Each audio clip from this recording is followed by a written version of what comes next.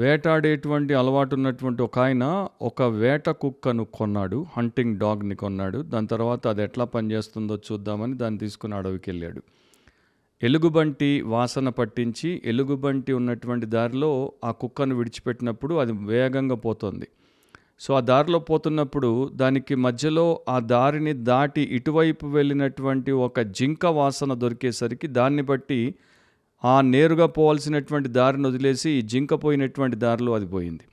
మళ్ళీ అట్లా వేగంగా పోతున్నప్పుడు ఆ జింక దారిని దాటినటువంటి కుందేలు వాసనని కుక్క పట్టింది. సో వెంటనే ఆ జింక దారిని వదిలేసి అది కుందేలు దారిన పడి కుందేలుని పట్టుకోవడానికి ప్రయత్నం చేస్తుంది. అట్లా పోతున్నప్పుడు దానికి ఈ కుందేలు దారిని దాటిపోయినటువంటి దుప్పి వాసన లభించింది. సో ఈ వేట కుక్క దుప్పి వాసనను బట్టి అటువైపు వేగంగా తిరిగి పరుగులెత్తడం మొదలుపెట్టింది. సో ఇట్లా ఈయన అటు ఇటు పరుగులు తీసి అలసిపోయి వచ్చేసరికి ఆ కుక్క చివరికి ఓ పెద్ద రాను దగ్గరికి వచ్చి దాని త్వరలో దాక్కున్నటువంటి ఒక చిన్న ఎలుకను పట్టుకోవడానికి ఆ యొక్క రంధ్రంలో తన మూతి పెట్టి మొరగడం మొదలుపెట్టింది.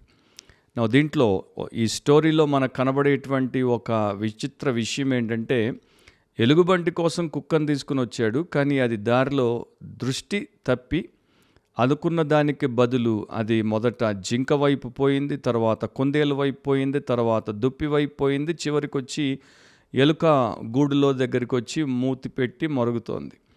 అదే ప్రకారము క్రైస్తవుల్ని చూసినప్పుడు, క్రైస్తవ లోకంలో ఉన్నటువంటి విశ్వాసులుగా ఎంచబడుతున్నటువంటి వారిని చూసినప్పుడు ప్రథమంగా వారు యేసే మాకు ప్రభువు, ఆయనే మాకు ప్రేమ, ఆయనే మాకు ప్రాధాన్యత అనేటువంటి చక్కని ఉత్తమమైనటువంటి సాక్ష్యముతో మొదలు పెడతారు. కొంతకాలం బాగానే ఆయన మార్గంలో ఆయన్ని వెంబడిస్తున్నట్టు కనపడతారు. దాని తర్వాత ఆ దారిలో ఏదో ఒకటి వారికి ఇటుగా మరి ఆ దారిని కోసుకుంటూ పోవడం వారు చూసినప్పుడు వారి దృష్టి మరలిపోతుంది, వారి ధ్యాస దాని మీదకి వెళ్ళిపోతుంది. అప్పుడు వారు యేసు వైపు కాకుండా దాని వైపు తిరుగుతారు.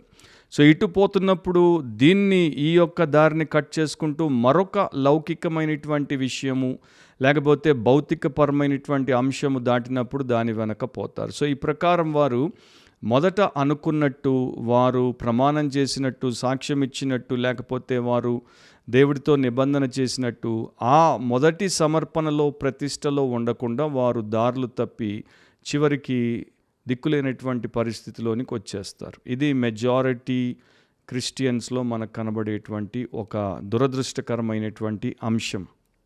సో వారు అంత ముఖ్యము కానివి, ఈ రోజుండి రేపు లేకుండా పోయేవి, వాటి వెనక పడి వారి యొక్క జీవితాన్ని, సమయము, సొమ్ము, సామర్థ్యము ఖర్చు పెడతారు. అలా ఉన్నటువంటి వారు దేవుడి రాజ్యం కొరకు, సంఘము కొరకు, సమాజము కొరకు పెద్దగా ఉపయోగపడకుండానే ఉండిపోతారు. ఆ స్థితి ఎవరికి పట్టకుండా ప్రతి ఒక్కరూ కృత నిశ్చయతతో, వ్యక్తిగత సమర్పణతో దేవుడికి కట్టుబడి ఉంటే, ఆయన్ని వెంబడిస్తున్నప్పుడు ఆ దారిలో అటు ఇటు ఎన్ని అడ్డంకులు వచ్చినా, ఎన్ని ఆకర్షణలు వచ్చినా, ఎన్ని మనల్ని పక్కకి తీసుకుపోయేటువంటి అంశాలు వచ్చినా వాటిని మనము విస్మరించి విశ్వాసానికి కర్త, దాన్ని కొనసాగించు యేసు వైపు మాత్రమే చూచుచు మన పందెంలో ఓపికతో పరిగెడితే మనం తప్పకుండా ఆ యొక్క మన గమ్యానికి చేరతాం, దేవుణ్ణి మహిమపరుస్తాం. బిబ్లికలీ స్పీకింగ్, వాక్యానుసారంగా మాట్లాడితే అనే క్రిస్టియన్ పాడ్కాస్ట్లో దేవుడు అండ్ ప్రభు అయిన యేసుక్రీస్తు అతి శ్రేష్టమైన నామమున మీలో ప్రతి ఒక్కరికి శుభాలు అండ్ స్వాగతం. ఈరోజు మన ఎపిసోడ్లో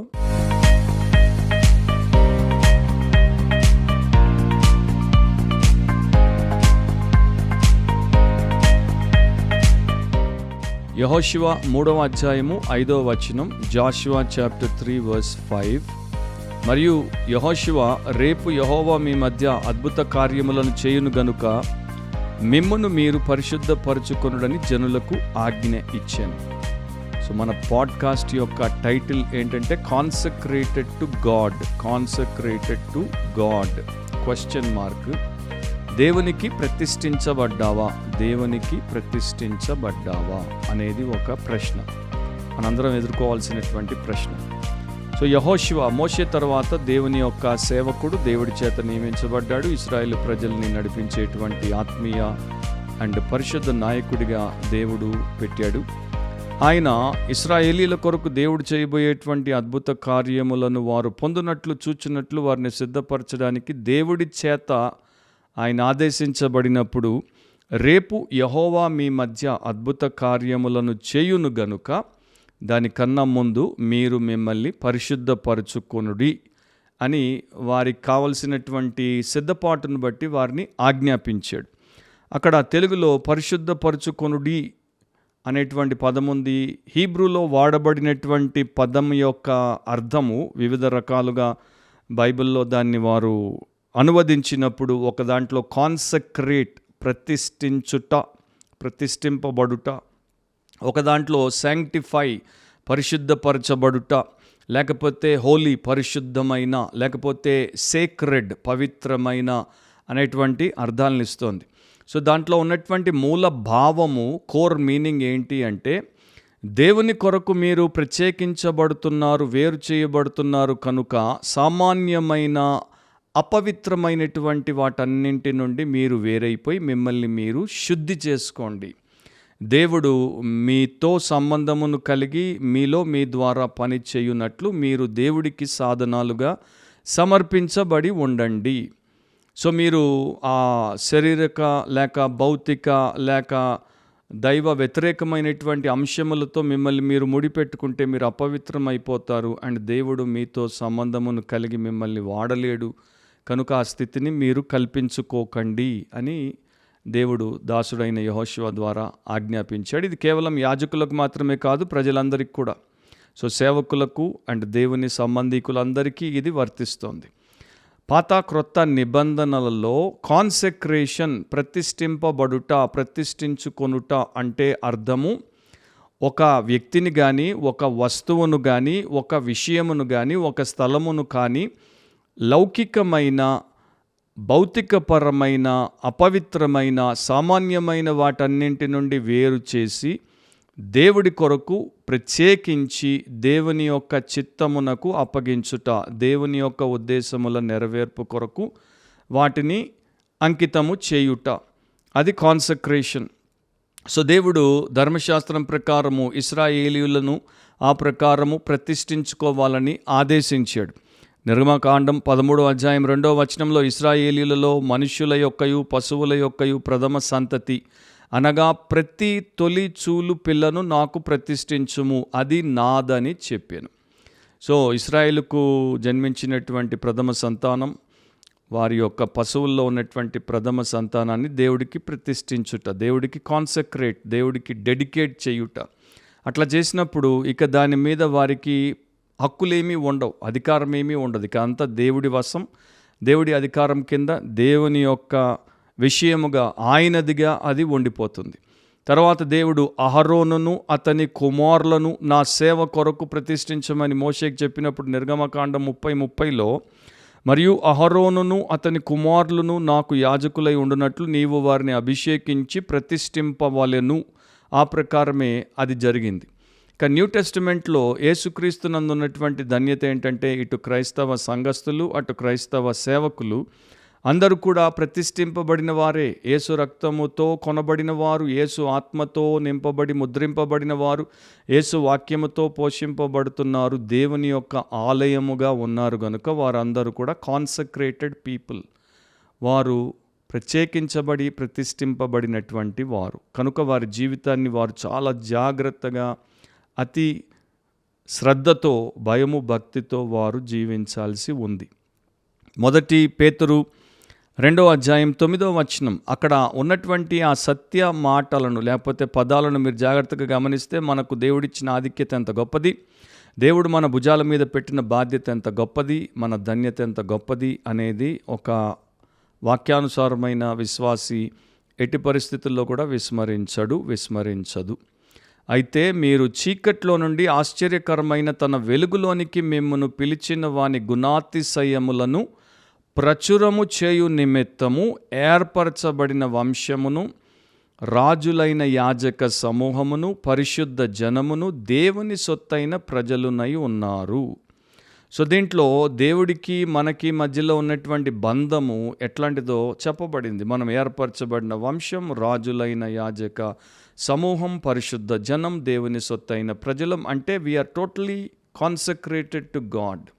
దేవుణ్ణి ఆరాధించుటకు, దేవుణ్ణి సేవించుటకు, దేవుణ్ణి ప్రకటించుటకు, దేవుని చిత్తమును జరిగించుటకు మనము క్రీస్తు యేసునందు రక్షింపబడిన ప్రతి ఒక్కరూ ప్రత్యేకముగా ఆయనకి ప్రతిష్ఠించబడ్డారు.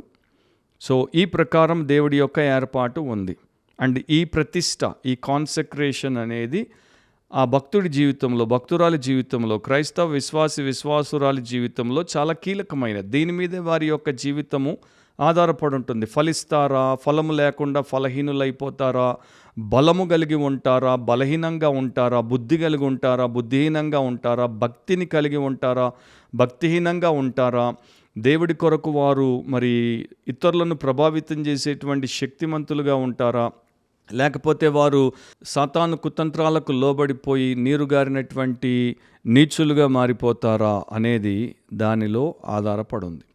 సో ఇక వారి జీవితము సాధారణమైనటువంటి ప్రాపంచికమైనటువంటి అనేక అంశాలకు ఊరికే ఉపయోగపడకుండా దేవుని చిత్తానికి, దేవుని యొక్క కార్యాలకు ఉపయోగపడడానికి పరిపూర్ణముగా పరిశుద్ధపరచబడి అంకితము చేయబడిన వారిగా వారు ఉంటారు.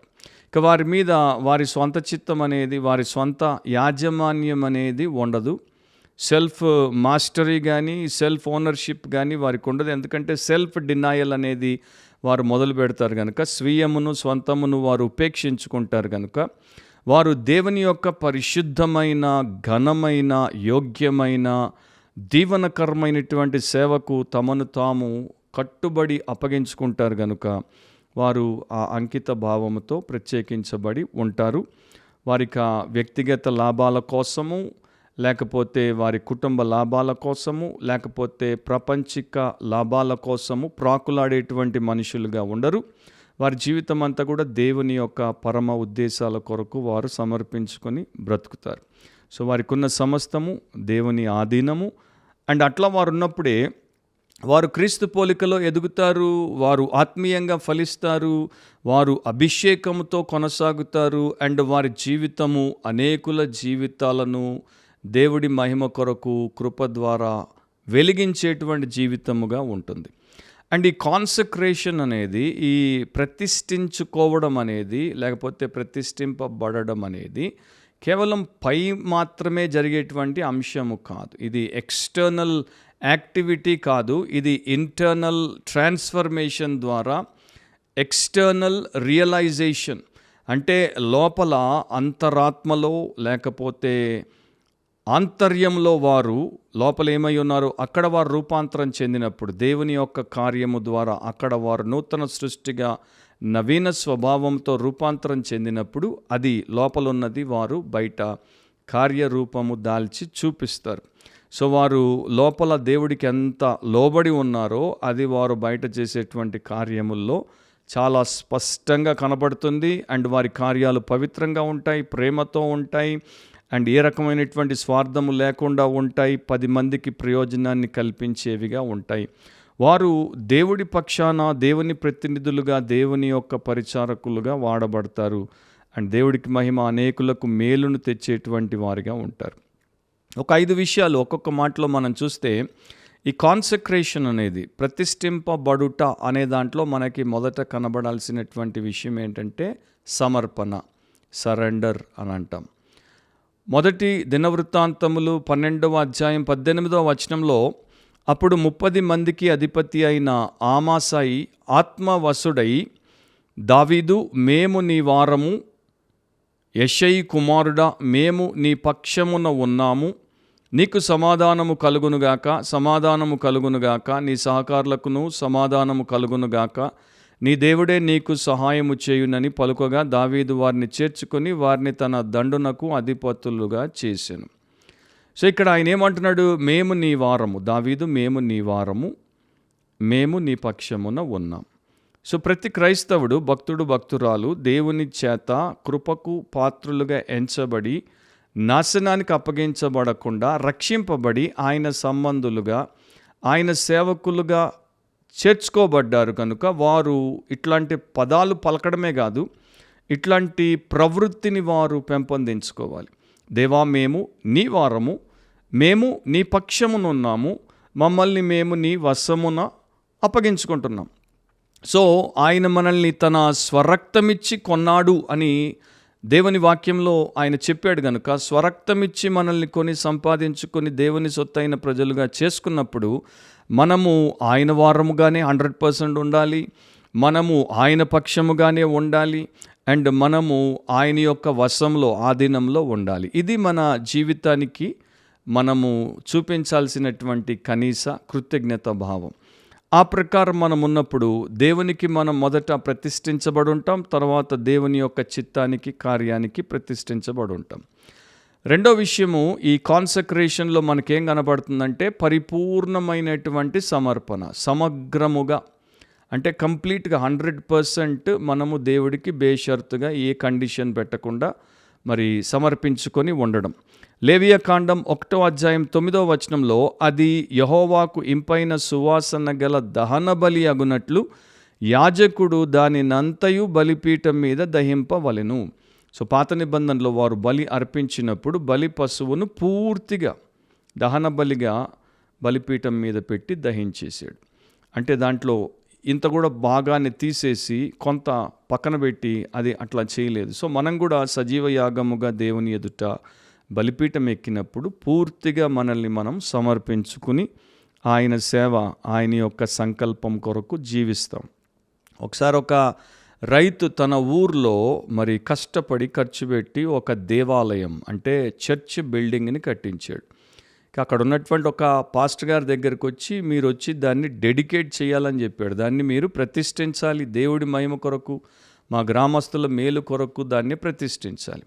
ఈ పాస్టర్ గారు మరి కార్యక్రమాల్లో చాలా లీనమై ఉంటారు, బిజీగా ఉంటారు, పెళ్ళిళ్ళు చేస్తారు, సమాధులు చేస్తారు, మరి దాని తర్వాత చర్చ్ బిల్డింగ్లను ప్రతిష్ఠిస్తారు, సేవకులను ప్రతిష్ఠిస్తారు, తీరిక లేకుండా ఉంటారు కనుక ఇదేదో పెద్ద కార్యక్రమము, దాంట్లో ఇతరులు కూడా ముఖ్య అతిథులు లేకపోతే సేవకులు పాల్గొంటారు కనుక ఈయన అట్లా అనుకుని ఆ రైతును అన్నాడు, అయ్యా ఆ డెడికేషన్లో నా పార్ట్ ఏంటో చెప్పండి.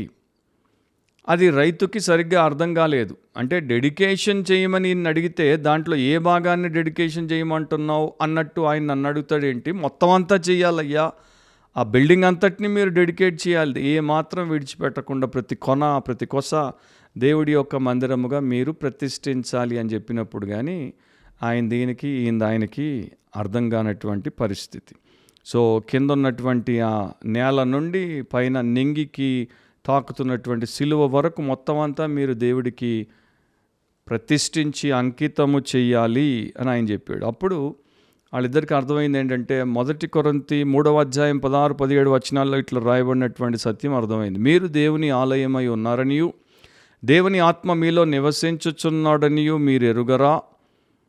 సో మీరు దేవుని ఆలయం, క్రైస్తవ భక్తులు, యేసు రక్తముతో కొనబడి కడగబడినటువంటి భక్తులు దేవుని యొక్క ఆలయము, దేవుని ఆత్మ వారిలో నివసించుచున్నాడు.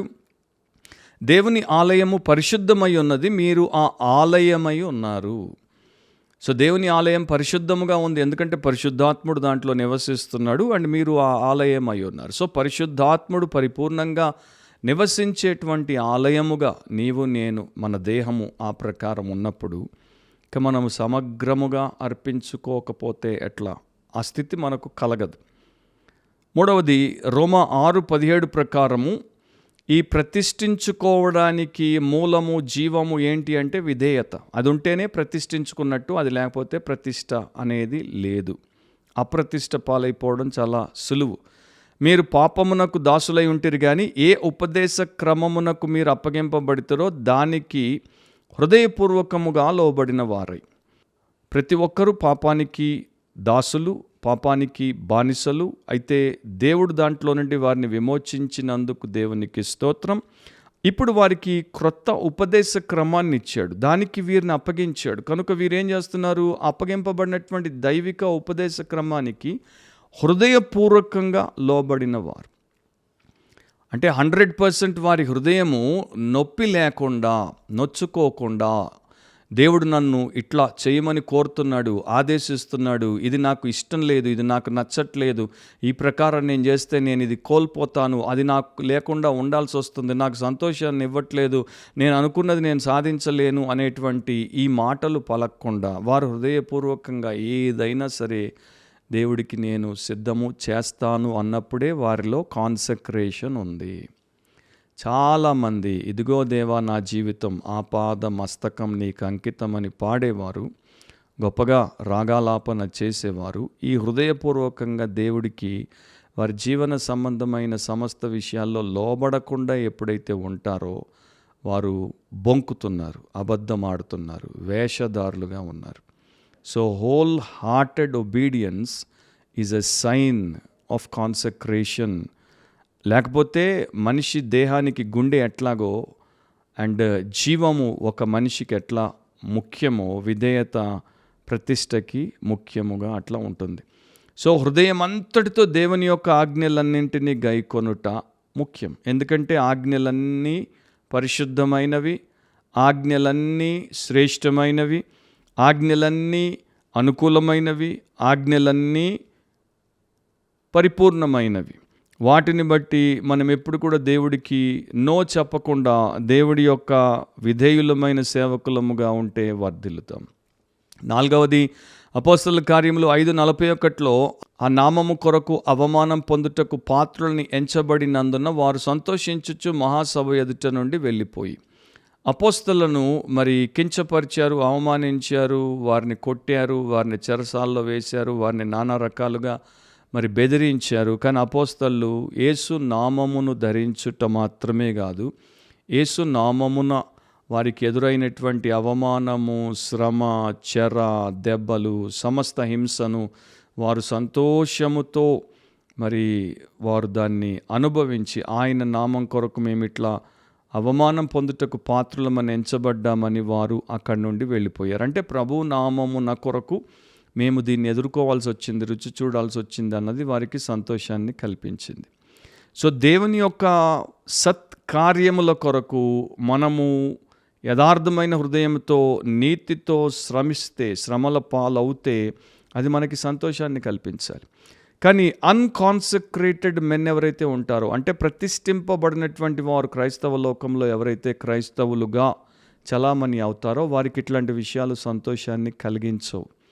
వారు క్రీస్తు నామమున ఎవరు వారిని ఒక పల్లెత్తు మాట అనకుండా వారు చూసుకుంటారు, ఎవరు వారిని తక్కువ చేయకుండా వారు చూసుకుంటారు, ఎవరు వారికి అడ్డం రాకుండా వారు చూసుకుంటారు, ఎవరు వారిని ఒక దెబ్బ కొట్టకుండా వారు చూసుకుంటారు, ఎవరు వారికి మరి అనుకున్న దాన్ని సాధించకుండా వారిని వెనక్కి నెట్టకుండా వారు చూసుకుంటారు. సో ఇట్లాంటి వారు దేవుడికి ప్రతిష్ఠింపబడిన వారు కారు. అట్లాంటి వారు దేవుడి కోసము ఏమి చేయడానికి ఇష్టపడరు. కనుక వారికి ఇట్లాంటి వ్యతిరేకత, హింస, లేకపోతే అవమానము అనేవి జరిగినప్పుడు వారికి వెర్రి వస్తుంది, వారు దుఃఖముఖులవుతారు అండ్ వారు మరి దేవుడిని కూడా నిందించేటువంటి స్థితికి వచ్చేస్తారు. చివరిది ఏంటంటే 2 తెస్సలోనిక 1:11 అందువలన మన దేవుని యొక్కయు ప్రభు అయిన యేసుక్రీస్తు యొక్కయు కృప చొప్పున మీ యందు మన ప్రభు అయిన యేసు నామమును ఆయన యందు మీరును మహిమ నొందునట్లు. సో కాన్సక్రేటెడ్ పీపుల్ ద్వారా ఏం జరుగుతుంది, ఇట్లా దేవుడికి ప్రతిష్ఠించుకొని ప్రతి దినము, కేవలం ప్రభు దినమే కాదు, ప్రతి దినము సోమ, మంగళ, బుధ, గురు, శుక్ర, శని, ఆది ప్రతి దినము, ప్రతి గడియ, ప్రతి మాసం, ప్రతి సంవత్సరం వారి ప్రతిష్టలో ఎట్లా నాకు శ్వాస లేకపోతే నేను మరణిస్తాను అని నా శ్వాస కొరకు నేను ఎంత జాగ్రత్తగా దాన్ని కలిగి కొనసాగించుకోవడానికి ప్రయత్నం చేస్తానో అదే ప్రకారం నా ప్రతిష్ట, దేవుడికి నాకు మధ్యలో ఉన్న అంకిత భావం, ఆ సమర్పణ అనేది చెడిపోకుండా, నేను దాంట్లో నుండి పడిపోకుండా పరిరక్షించుకోవడం, అట్లా చేసినప్పుడు దాంట్లో పెరిగినప్పుడు నేను యేసు నామమును మహిమపరుస్తాను అండ్ ఆయన యందు నేను కూడా ఘనపరచబడేటువంటి స్థితిలో ఉంటాను. సో దేవుడి నామ మహిమ కొరకు మనం ప్రతిష్ఠించబడుట చాలా అవసరం. దేవునికి దూషణ తెచ్చేటువంటి వారే ఎక్కువ. దేవుణ్ణి మనల్ని బట్టి దీవించేటువంటి స్థితిలో మన సమాజం, సంఘము ఉండుట అనేది చాలా తక్కువ. సో ఆ వ్యక్తి ఇంత బాగున్నాడు, ఆ వ్యక్తిలో ఇంత నీతి ఉంది, ఆ వ్యక్తిలో ఇంత నిజాయితీ ఉంది, ఆ వ్యక్తిలో ఇంత పరిశుద్ధత ఉంది, ఆ వ్యక్తిలో ఇంత ప్రేమ ఉంది, ఆ వ్యక్తిలో ఇంత సేవా గుణం ఉంది, ఆ వ్యక్తిలో ఇంత నిస్వార్థత ఉంది, ఆ వ్యక్తిలో ఇంత తగ్గింపు ఉంది, ఆ వ్యక్తిలో ఇంత ఉదార గుణం ఉంది అని ఎప్పుడైతే మనుషులు అనుకుంటారో ఆ వ్యక్తి ఇట్లా ఉండడానికి కారణం ఆ వ్యక్తి యొక్క విమోచకుడైన యేసుక్రీస్తు కదా అని ఆయన్ని వారు స్తుతించి మహిమపరచకుండా ఉండరు. కాబట్టి ఈ రోజున అట్లాంటి కాన్సక్రేషన్ మన క్రైస్తవ లోకంలో ప్రపంచమంతటా కనబడట్లేదు. చాలా చర్చెస్ మీద, చాలా క్రైస్తవ జీవితాల మీద ఈకాబోధ్ అనేటువంటి పదం రాయబడి ఉంది. ద గ్లోరీ డిపార్టెడ్, మహిమ లేకుండా పోయింది. ఎందుకంటే వారి జీవితాల్లో దేవుడికి కాన్సక్రేషన్, ప్రతిష్ఠింపబడుట అనేది లేకుండా అయిపోయింది. కనుక దేవుడికి యేసుక్రీస్తు పేరట మహిమ, ఘనత, ప్రభావము, స్తుతి, ఆరాధన లభించకుండా ఉండిపోతున్నాయి. మనము ప్రేయర్ ఆఫ్ కాన్సక్రేషన్ గురించి వింటాం, అంటే ప్రతిష్ట ప్రార్థన. ప్రయారిటీ ఆఫ్ కాన్సక్రేషన్ గురించి వింటాం, ప్రతిష్ఠింపబడుట ప్రాధాన్యమైనటువంటి విషయమని. పవర్ ఆఫ్ కాన్సక్రేషన్ గురించి వింటాం, ప్రతిష్ఠింపబడుటలో ఎంతో శక్తి ఉంది, ప్రభావం అని మనం చెప్పుకుంటాం, వింటాం. కానీ where are the persons of consecration? ఈ యొక్క ప్రతిష్ఠింపబడినటువంటి మనుషులు ఎక్కడ? ప్రతిష్ఠింపబడినటువంటి వ్యక్తులు, విశ్వాసులు ఎక్కడ? ఎంతమంది ప్రతిష్ఠింపబడ్డారు వాక్యానుసారంగా, ఆత్మానుసారంగా, దేవుడు అంగీకరించే రీతిలో, ఆమోదించే రీతిలో వీరు ప్రతిష్ఠించబడ్డారు అని మనం చెప్పడానికి ఎంతమంది మనకున్నారు? సో ప్రపంచవ్యాప్తంగా మనం ఈ రోజున వీరు నిజంగా దేవుడికి ప్రతిష్ఠింపబడిన వారు, వాక్యంలో ఉన్న రీతిలో భక్తులు ఒకప్పుడు ఎట్లా దేవుడికి ప్రతిష్ఠింపబడి ఉన్నారో అట్లా వీరున్నారు అని చెప్పడానికి మన పుల్పిట్లలో, మన ప్యూస్లో, అంటే సంఘంలో కూర్చునేటువంటి సభ్యుల్లో కానీ, బోధలు చేసేటువంటి సేవలు నడిపించేటువంటి సేవకుల్లో కానీ చాలా తక్కువ మంది కనపడుతున్నారు. ఈ రోజున అప్రతిష్ట ఎక్కువైపోయింది. ఎందుకంటే మనుషుల్లో దైవికమైన ప్రతిష్ట లేకపోవడమే. సో పైన పటారం లోన లొట్టారం లాగానే చాలామంది అన్కాన్సక్రేటెడ్ మెన్, అంటే దేవుడికి ప్రతిష్ఠింపబడకుండా, పవిత్రమైనటువంటి రీతిలో జీవించకుండా ఉన్నటువంటి వారే సేవలో ఎక్కువ, పరిచర్యల్లో ఎక్కువ, సేవా సంఘాల్లో, సంస్థల్లో ఎక్కువ. వారి చుట్టూ ఉన్నటువంటి వారి అభిమానులు కూడా అదే తరహాలో తయారైపోయారు. కనుక నిజముగా దేవుడికి మహిమ, మనుషులకు మేలు అనేది చాలా తగ్గిపోయింది. సో ప్రతిష్ఠింపబడి నేను బ్రతకాలి, ఎవరెట్లా ఉన్నా నాకు అది ముఖ్యం కాదు. నేను ప్రతిష్ఠింపబడితే నేను వారి కోసం ప్రార్థన చేయొచ్చు, నేను ప్రతిష్ఠింపబడితే నేను వారిని ప్రభావితం చేయొచ్చు, నేను ప్రతిష్ఠింపబడితే అలాంటి వారిని ప్రభు వైపు నేను ఆకర్షించవచ్చు అనే ఆలోచన ఉన్నవారు గ్రహించాల్సింది ఏంటంటే, consecration comes from regeneration by Christ. క్రీస్తు ఒక పాపిని రక్షించి తిరిగి జన్మింపచేసినప్పుడు ఆ వ్యక్తి ప్రతిష్ఠింపబడుటకు అవకాశం. రెండవదేంటి? Unification with Christ. క్రీస్తుతో మనము ఐక్యపరచబడినప్పుడు, క్రీస్తులో మనలో ఆయన ఉన్నప్పుడు అది సాధ్యం. మూడవది ఏంటి? Sanctification by the Holy Spirit. పరిశుద్ధాత్ముడు మనల్ని ప్రతినిత్యము పరిశుద్ధపరుస్తున్నప్పుడు మన ఆలోచనలు, మన తలంపులు, మన ఊహలు, మన ఉద్దేశాలు, మన చూపులు, మన మాటలు, మన క్రియలు, మన కోరికలు అన్నీ కూడా, వ్యక్తిత్వం, వ్యవహారం అంతా కూడా పరిశుద్ధాత్మ దేవుడు పరిశుద్ధపరిచినప్పుడు మనము ప్రతిష్ఠింపబడిన వారముగా ఉంటాం. సో ఇట్లాంటి వారు ఈ రోజున చాలా తక్కువ మంది. ఇప్పుడు నీవు అట్లా ప్రతిష్ఠింపబడి దేవుడి కొరకు జీవిస్తున్నావా? మన చుట్టూ ఉన్నటువంటి అపవిత్రులైనటువంటి సేవకులు, అపవిత్రమైన సంఘాలు, అపవిత్రమైన సేవా సంస్థల్లో అనేకులు చిల్లర విషయాల కొరకు వారి జీవితాలు ఖర్చు పెట్టేస్తున్నారు. అట్లాంటి వారి వెంటపడి నాశనమైపోతున్నటువంటి చాలామంది బుర్రలేనటువంటి వారు, భక్తి రూపంలో కనబడేటువంటి వారు కూడా చాలామంది ఉన్నారు. సో వీరు consecrated to the cheap things of the world and the unholy ministers in Christendom. And ఇట్లాంటి వారి ద్వారా సర్వోన్నతమైన పరిశుద్ధత కలిగినటువంటి దేవుడికి, క్రైస్తవ విశ్వాసానికి చెడ్డ పేరు వస్తుంది. సో వీరందరూ కూడా మారు మనసు పొందాలి, పాపం ఒప్పుకోవాలి, పశ్చాత్తాపడాలి, దేవుని వైపు తిరిగి శుద్ధి చేయబడి తిరిగి వారిని వారు ప్రతిష్ఠించుకోవాలి. అండ్ ప్రతిష్ఠింపబడినటువంటి భక్తుల్ని మనం ఒకవేళ తీసుకుంటే దేవుడి పట్ల వారికి ఉన్న అపారమైన ప్రేమ, దేవుడి పట్ల వారికి ఉన్నటువంటి అపారమైన విశ్వసనీయత, అంటే they are too loyal to God. దేవుడికి వారు చాలా నమ్మకమైన వారిగా ఉంటూ వారి యొక్క ప్రతిష్టను వారు నిరూపించుకుంటారు.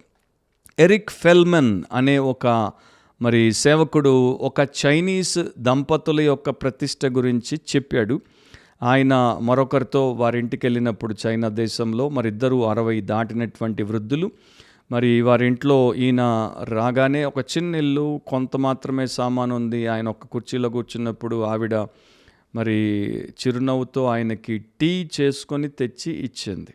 సో ఈ ఇద్దరు 60 ఏళ్ళు పైబడినటువంటి ఆ వృద్ధ జంట ఇద్దరు చాలా అన్యోన్యముగా, ప్రేమతో, ఆప్యాయతతో, సంతోషంతో ఒకరి కోసం ఒకరు ఉన్నట్టు కనబడ్డారు. సో ఇంత వయసు పడినటువంటి వారు ఇట్లా యవనస్తుల్లాగా, పడుచు జంటలాగా మసులుకుంటున్నారు ఏంటి అని ఈయన కొంచెం అనుకుంటున్నప్పుడు ఈయన్ని తీసుకుని వచ్చినటువంటి స్నేహితుడు వారిద్దరి సాక్ష్యమును గురించి చెప్పాడు. 1949లో వీరిద్దరూ సెమినరీలో ఉన్నప్పుడు వీరిద్దరూ ప్రార్థనాపూర్వకంగా పెళ్లి చేసుకుందాం అనుకుంటున్నప్పుడు, ఇక నెక్స్ట్ డే వీరి వివాహము, ఈరోజు రిహార్సల్ అనుకుంటున్నప్పుడు చైనీస్ కమ్యూనిస్టులు ఆ నాన్కింగ్ సెమినరీలోనికి వచ్చి దాడి చేసి అందరినీ అరెస్ట్ చేశారు. అండ్ ఈయనని తీసుకుని వెళ్ళి జైల్లో పెట్టారు. ఆ జైలు కఠినమైనటువంటి లేబర్తో కూడిన ప్రిజన్ క్యాంప్.